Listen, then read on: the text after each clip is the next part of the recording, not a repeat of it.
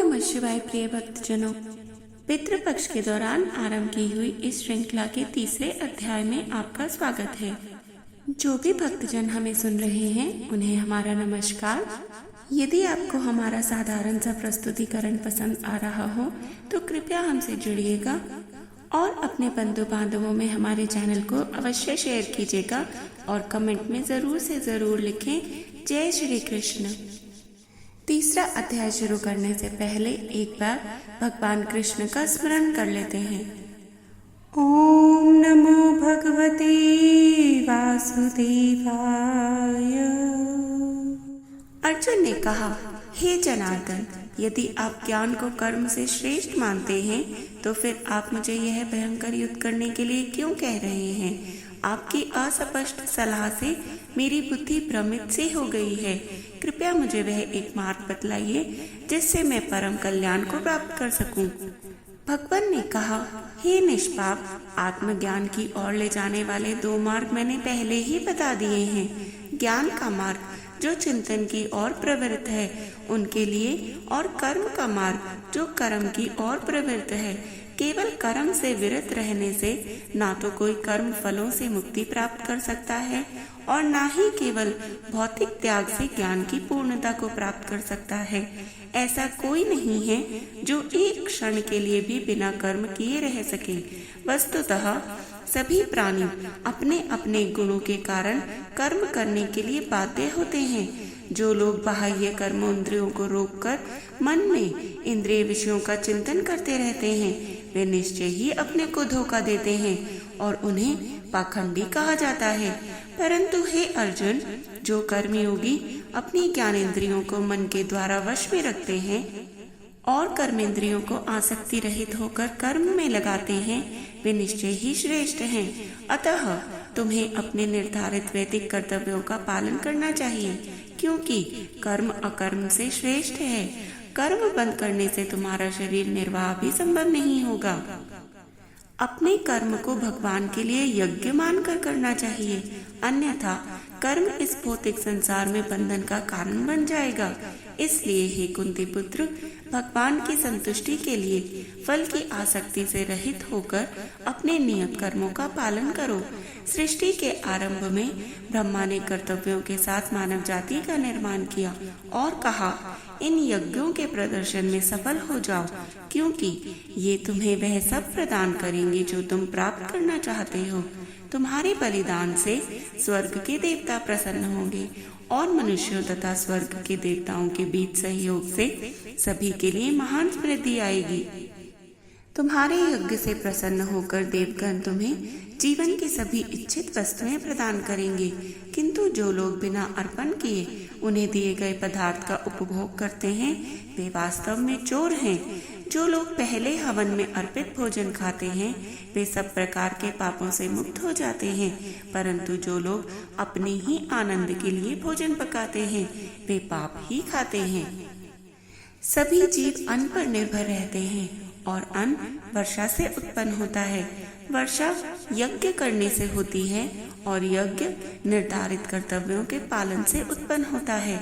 वेदों में मानव के कर्तव्यों का वर्णन किया गया है और वेदों को स्वयं भगवान ने प्रकट किया है। इसलिए सर्वव्यापी भगवान यज्ञों में सदैव विद्यमान रहते हैं। हे पार्थ, जो लोग वेदों द्वारा स्थापित यज्ञ के चक्र में अपने उत्तरदायित्व को स्वीकार नहीं करते वे पापी हैं। वे केवल अपनी इंद्रियों के सुख के लिए जीते हैं, उनका जीवन व्यर्थ है। परंतु जो लोग आत्मा में ही आनंदित रहते हैं, जो आत्मा में ही प्रकाशित और पूर्णतया संतुष्ट हैं, उनके लिए कोई कर्तव्य नहीं है। ऐसे आत्म साक्षात्कार प्राप्त आत्माओं को अपने कर्तव्यों का निर्वहन करने या उनका त्याग करने में कुछ भी हासिल या खोने को नहीं होता, ना ही उन्हें अपने स्वार्थ की पूर्ति के लिए अन्य जीवों पर निर्भर रहने की आवश्यकता ही होती है। अतएव आसक्ति का त्याग करके कर्तव्य को समझकर कर्म करो, क्योंकि फल की आसक्ति किए बिना कर्म करने से मनुष्य पर ब्रह्म को प्राप्त होता है।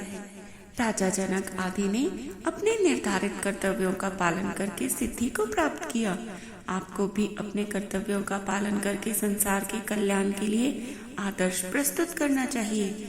महान व्यक्ति जो कार्य करते हैं, सामान्य लोग उनका अनुसरण करते हैं। वे जो आदर्श स्थापित कर देते हैं, उनका अनुसरण सारा संसार करता है। हे पार्थ, तीनों लोकों में मेरे लिए कोई भी कर्तव्य नहीं है, ना ही मुझे कुछ प्राप्त करना है, फिर भी मैं नियत कर्मों में लगा हुआ हूँ। हे पार्थ, यदि मैं सावधानी पूर्वक नियत कर्तव्यों का पालन ना करूं, तो सभी मनुष्य सब प्रकार से मेरे ही मार्ग का अनुसरण करेंगे।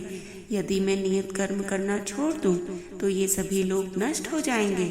मैं उस कोलाहल के लिए स्वयं जिम्मेदार हो जाऊंगा और इस प्रकार मानव जाति की शांति नष्ट हो जाएगी। हे भारतवंशी, जिस प्रकार अज्ञानी लोग फल की आसक्ति के साथ अपने कर्तव्यों का पालन करते हैं, उसी प्रकार बुद्धिमानों को भी लोगों को सही मार्ग पर लाने के लिए आसक्ति रहित होकर कर्म करना चाहिए। बुद्धिमानों को चाहिए कि वे सह काम कर्मों में आसक्त अज्ञानी लोगों को कर्म करने से रोककर उनकी बुद्धि में विभेद उत्पन्न न करें, अपितु उन्हें अपने कर्तव्यों का ज्ञान पूर्वक पालन करते हुए अज्ञानी लोगों को भी अपने नियत कर्तव्यों का पालन करने के लिए प्रेरित करें। सभी कार्य 3 गुणों द्वारा संपन्न किए जाते हैं, किंतु अज्ञानतावश शरीर के साथ मिथ्या तादात्म्य से भ्रमित आत्मा स्वयं को कर्ता समझने लगती है। हे महाबाहु अर्जुन, ज्ञानी पुरुष आत्मा को गुणों और कर्मों से पृथक पहचानते हैं। वे जानते हैं केवल गुण ही, जैसे कि इंद्रियां और मन आदि के रूप में गुणों के बीच में अर्थात ज्ञान के विषयों के रूप में विचरण करते हैं, इसलिए वे उनमें नहीं फंसते। जो लोग गुणों के प्रभाव से मोहित हो जाते हैं, वे अपने कर्मों के परिणामों में आसक्त हो जाते हैं, किंतु जो बुद्धिमान इन सत्यों को समझते हैं, उन्हें ऐसे अज्ञानी लोगों को विचलित नहीं करना चाहिए जो बहुत कम जानते हैं। समस्त कर्मों को मुझको अर्पण करके मुझ परमेश्वर का निरंतर ध्यान करो। कामना और स्वार्थ से मुक्त हो जाओ और मानसिक शोक को दूर करके युद्ध करो। जो लोग मेरी इन शिक्षाओं का पालन अत्यंत श्रद्धा और ईर्ष्या से मुक्त होकर करते हैं, वे कर्म के बंधन से मुक्त हो जाते हैं, किंतु जो लोग मेरे उपदेशों में दोष ढूंढते हैं, वे ज्ञानहीन और विवेक शून्य होकर इन सिद्धांतों की अवहेलना कर देते हैं और अपना ही नाश कर लेते हैं। बुद्धिमान लोग भी अपने स्वभाव के अनुसार कार्य करते हैं, क्योंकि सभी जीव अपनी स्वाभाविक प्रवृत्तियों से प्रेरित होते हैं। दमन से लाभ भी क्या होगा? इंद्रियां स्वभावतः ही इंद्रिय विषयों के प्रति आसक्ति और द्वेष का अनुभव करती हैं, किंतु उनके द्वारा वश में नहीं होती, क्योंकि वे मार्ग विधाता और शत्रु हैं। अपने स्वाभाविक कर्तव्य का पालन करना, भले ही उसमें दोष ही क्यों ना हो, किसी दूसरे के कर्तव्य का पालन करने से कहीं बेहतर है। भले ही वह कर्तव्य कितना भी अच्छा क्यों ना हो, वास्तव में अपने कर्तव्य का पालन करते हुए मर जाना भी किसी दूसरे के मार्ग पर चलने से बेहतर है, जो कि खतरों से भरा है। अर्जुन ने पूछा, हे वृष्णिवंशी, मनुष्य अनिच्छा से भी पाप कर्म करने के लिए उद्यत क्यों हो जाता है, जैसे कि कोई बलात् उसे पाप कार्य करने के लिए प्रेरित कर रहा हो? भगवान ने कहा, यह काम ही है जो रजोगुण के संपर्क से उत्पन्न होता है और बाद में क्रोध में परिणत हो जाता है। इसे संसार में पापी सर्वभक्षी शत्रु जानो।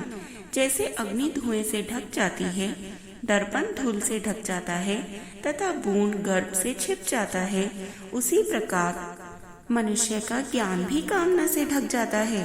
हे कुंती पुत्र, इस अतृप्त कामना रूपी नित्य शत्रु द्वारा जो कभी भी तृप्त नहीं होती तथा अग्नि के समान जलती ही रहती है, अत्यंत बुद्धिमान व्यक्ति का भी ज्ञान ढक जाता है। इंद्रियां, मन और बुद्धि को कामनाओं का प्रजनन स्थल कहा गया है। इनके माध्यम से यह मनुष्य के ज्ञान को धुंधला कर देती हैं और देहधारी आत्मा को भ्रमित कर देती हैं। अतः हे भरत श्रेष्ठ, प्रारंभ में ही इंद्रियों को वश में कर लो और इस काम रूपी शत्रु का वध करो, जो पाप का ही स्वरूप है तथा ज्ञान और साक्षात्कार का नाश करने वाला है। इंद्रियां स्थूल शरीर से श्रेष्ठ हैं और इंद्रियों से भी श्रेष्ठ है मन। मन से परे बुद्धि है और बुद्धि से भी परे है आत्मा। हे महाबाहु अर्जुन, इस प्रकार आत्मा को भौतिक बुद्धि से श्रेष्ठ जानकर उच्चतर आत्मा अर्थात आत्मा की शक्ति के द्वारा निमंत्रण आत्मा जो कि है इंद्रियां, मन और बुद्धि, उसको वश में करो और काम नामक इस दुर्जय शत्रु का वध कर दो। हरे कृष्ण कृष्ण कृष्ण हरे हरे।